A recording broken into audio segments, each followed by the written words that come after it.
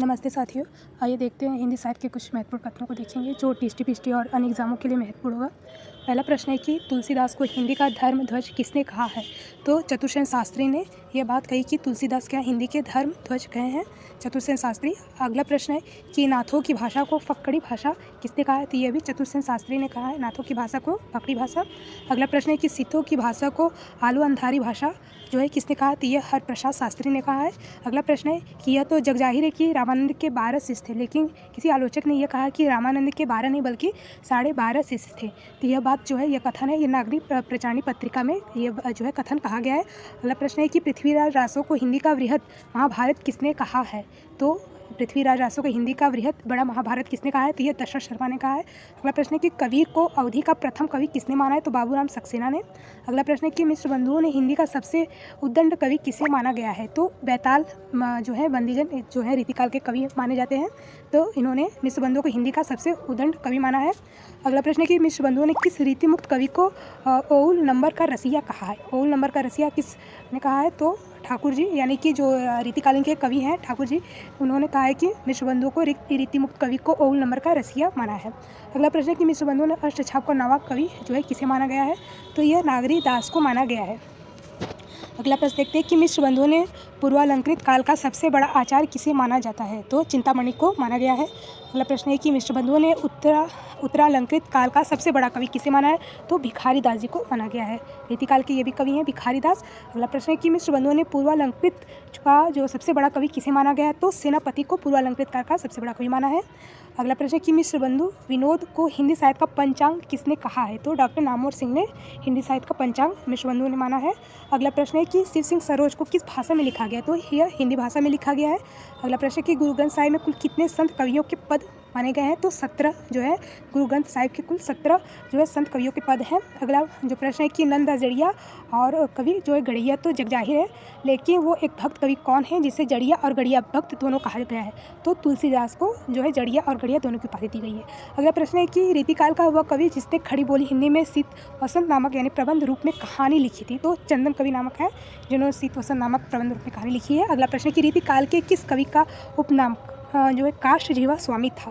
तो देव बनारस वाले का जो उपनाम है काशीवा स्वामी था। अगला प्रश्न है कि हिंदी का प्रथम जय काव्य कौन सा? हिंदी का प्रथम जय काव्य कौन सा है? तो खुमान रासो है। अगला प्रश्न है कि मिश्र बंधुओं ने हिंदी का जो है प्रथम नाटककार किसे माना गया है?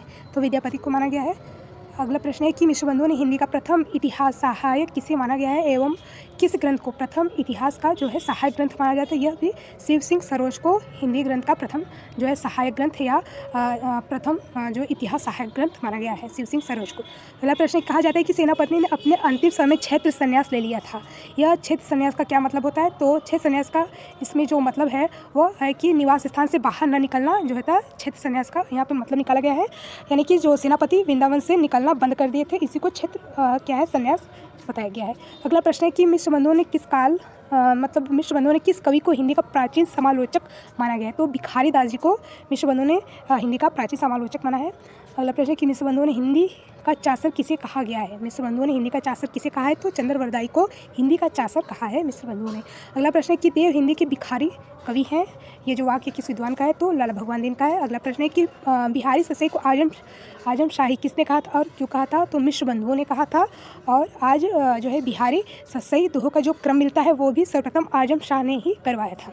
अगला प्रश्न है कि पल्लो को छायावाद का घोषणा पत्र किसने कहा है? तो रामधारी सिंह दिनकर जी ने कहा है कि पल्लो क्या है छायावाद का घोषणा पत्र है, दिनकर जी के द्वारा कहा गया। अगला प्रश्न है कि निराला को छंदों का राजा किसने कहा है? तो नामवर सिंह जी ने क्या कहा है? तो निराला को छंदों का राजा कहा है नामवर सिंह ने। अगला प्रश्न है कि बिहारी की कविता जो ससई है हिंदी का श्रृंगार किसने कहा है? तो रामचंद्र शुक्ल ने कहा है।